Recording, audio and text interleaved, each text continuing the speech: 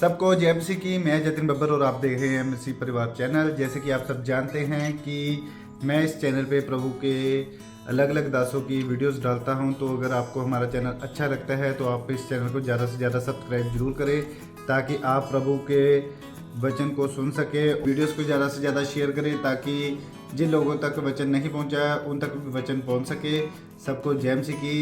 एक बार मैं आपसे दोबारा कहूँगा कि इस चैनल को सब्सक्राइब जरूर करें और वीडियोस को ज़्यादा से ज़्यादा शेयर करें। जय मसीह की। हालेलुया। इस वचन को सुनते हुए आप ब्लेस होंगे। आमीन। बहुत सी गवाहियों के साथ वापस आएंगे।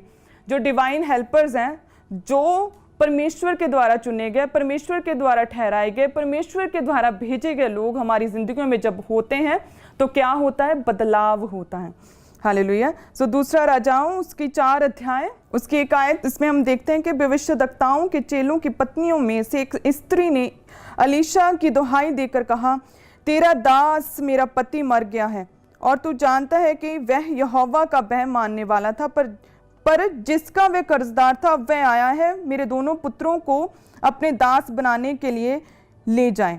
इस वचन में हम देखते हैं कि जो एक स्त्री जिसका पति मर गया, लेकिन उसका पति दास था अलीशा का, और वो अलीशा के पास जाकर मदद मांगती है। वह कहती है कि तेरा दास मेरा पति मर गया है, जो कि परमेश्वर का भय मानने वाला था, जो कि तेरा दास था, वह कर्जदार था, वह मर गया, वो कर्ज मेरे ऊपर आ चढ़ा है। और अलीशा ने मदद की। उसने कहा कि तेरे पास क्या है? उसने कहा कि बस थोड़ा सा तेल, और परमेश्वर के दास के कहने के अनुसार उस बर्तनों में डालती गई। वो बढ़ता गया, उसे बेचा, उसने कर्ज उतारा, और उसके बाद उसने अपने बच्चों के साथ, बेटों के साथ बाकी का जीवन निर्वाह किया। हालेलुया। लेकिन उस स्त्री ने अलीशा के पास जाकर क्या बोला कि मेरा पति जो कि तेरा दास था, जो कि परमेश्वर का भय मानने वाला था, वह मर गया है, वह कर्जाई था, और अलीशा ने मदद की। हालेलुया। आप क्या बोलोगे परमेश्वर को कि मैं जो पापी हूं, मैं जो व्यभिचारी हूं, इसलिए मेरी मदद कर। मैं जो गंदा देखता हूं, मैं जो ठट्ठों में उड़ाता हूं वचन को, इसलिए मेरी मदद कर। इस तरह ने बोला कि तेरा दास, मेरा पति जो तेरा दास था, जो परमेश्वर का भय मानता था, वह कर्जदार था, इसलिए उसके परिवार को बचा। आप क्या कहोगे कि आप कौन हो? हालेलुया। परमेश्वर में बने रहने की जरूरत है। डिवाइन हेल्पर्स आएंगे, वो मदद करेंगे जब आप परमेश्वर का भय मानने वाले होंगे, जब आप परमेश्वर में चलने वाले होंगे।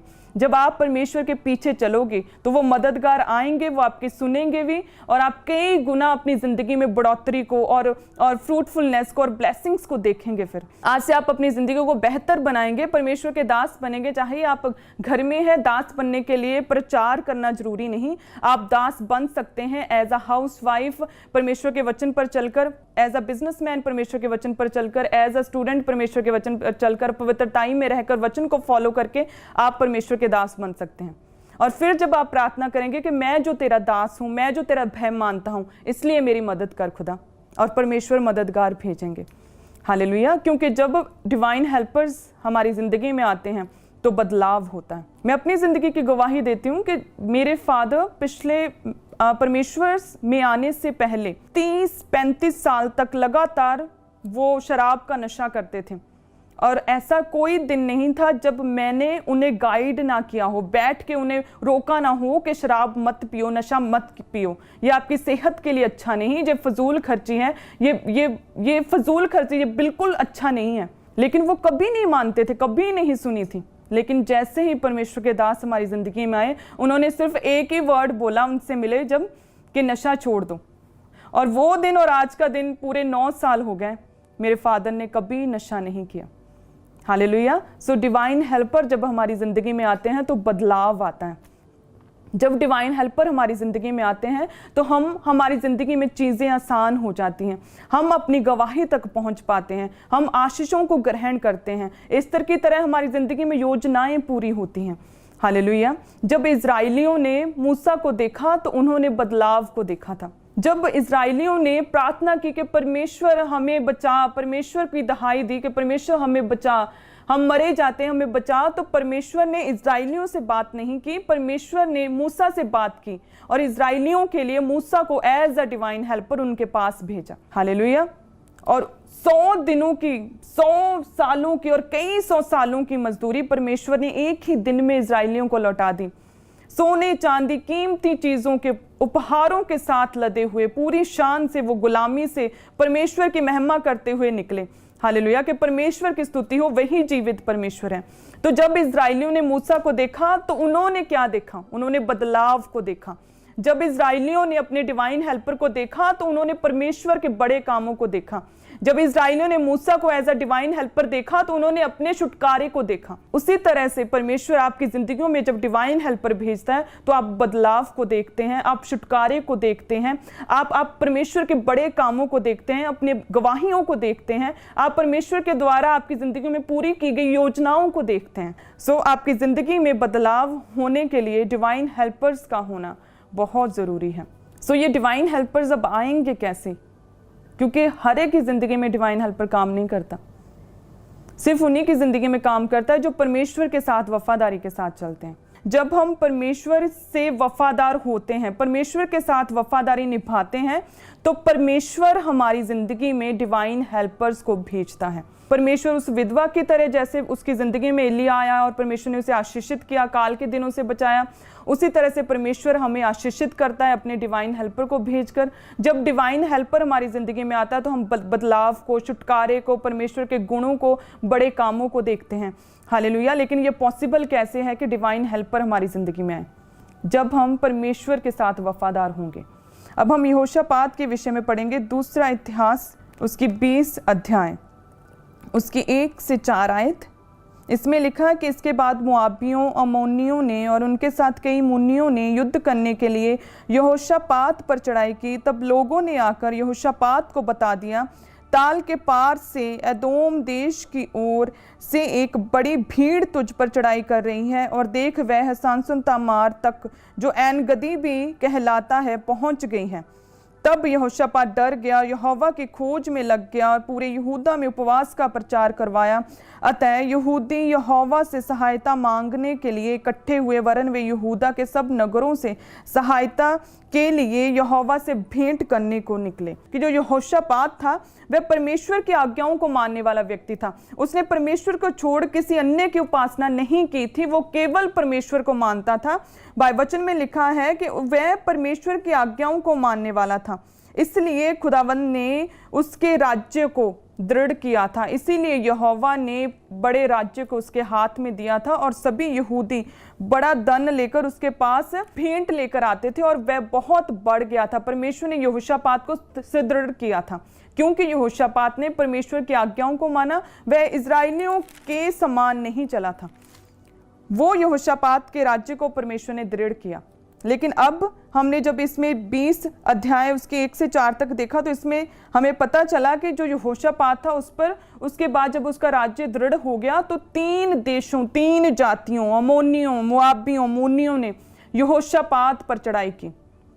3 जातियों, 3 देशों ने, 3 शत्रुओं ने मिलकर, 3 राजाओं ने मिलकर यहोशापात पर चढ़ाई की। तो लिखा है कि उसके लोगों ने यहोशापात को बताया कि वह एदोम के देश की ओर से एक बहुत बड़ी भीड़ चढ़ाई है। तो उसके बाद उसने क्या किया यहोशापात ने? हम अगर अपने माइंड से सोचें तो फटाफट प्लानिंग होगी, हथियार निकाले जाएंगे, सैनिकों को इकट्ठा किया जाएगा, उन्हें टुकड़ियों में बांटा जाएगा, प्लानिंग होगी युद्ध की। लेकिन हम देखते हैं कि यहोशापात जो परमेश्वर की आज्ञाओं को मानने वाला व्यक्ति था, जो परमेश्वर का भय मानता था, जो परमेश्वर की आज्ञाओं को मानता था, उसने कहा 3 आयत में लिखा कि वह डर गया, परमेश्वर की खोज में लग गया और पूरे यहूदा में उपवास का प्रचार करवाया। अतः यहूदी यहोवा से सहायता मांगने के लिए इकट्ठे हुए, वरन वे यहूदा के सब नगरों से यहोवा से भेंट करने को निकले।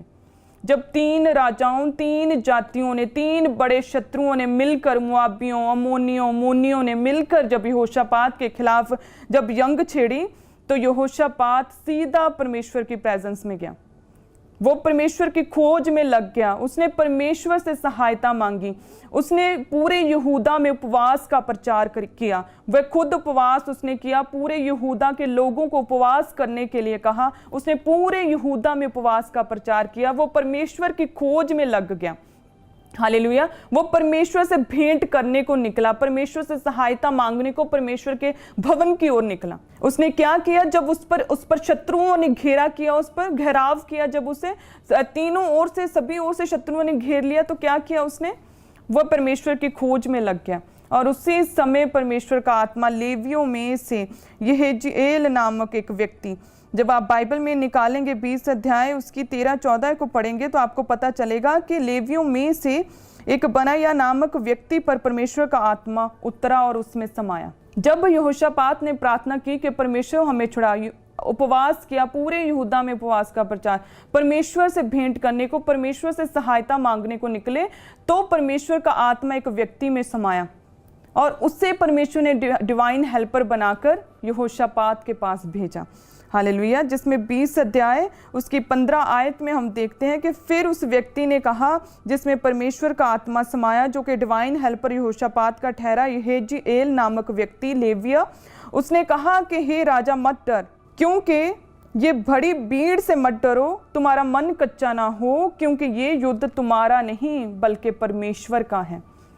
जब यहोशापात ने परमेश्वर से प्रार्थना की तो उसी समय परमेश्वर ने एक डिवाइन हेल्पर भेजा जिसमें आत्मा समाया और उसने परमेश्वर की गूढ़ बातें यहोशापात को बताई कि मत डर, तेरा मन कच्चा ना हो, क्योंकि ये युद्ध तुम्हारा नहीं बल्कि परमेश्वर का है। हालेलुया। और ये अपने आप में एक अनोखा युद्ध हुआ जिसमें आगे आगे सारंगियां बजाते हुए, परमेश्वर की महिमा करते हुए भजनकार आगे चले और पीछे हथियारबंद सेना थी। ये अपने आप में एक अनोखा युद्ध इसलिए भी था क्योंकि इसमें जो जितने भी शत्रु थे उन पर परमेश्वर ने अपने दूतों को भेजा। यहोशापात उसके सैनिकों को लड़ाई ही नहीं करनी पड़ी, बल्कि परमेश्वर ने अपने दूतों को भेजा। उन तीनों राजाओं के मन में आपस में ही गड़बड़ी डाल दी, वो आपस में ही लड़े और मर गए। परमेश्वर ने अपने दूतों को भेजकर उनसे लड़ाई की और वह मर गए, क्योंकि डिवाइन हेल्पर ने उसे बता दिया था कि आपने ऐसे परमेश्वर की महिमा करनी है। आगे भजनकार चलेंगे परमेश्वर की महिमा करते हुए, पीछे हथियारबंद सेना, कल ही निकलो, क्योंकि ये युद्ध तुम्हारा नहीं परमेश्वर का है, परमेश्वर तुम्हारे लिए लड़ेगा।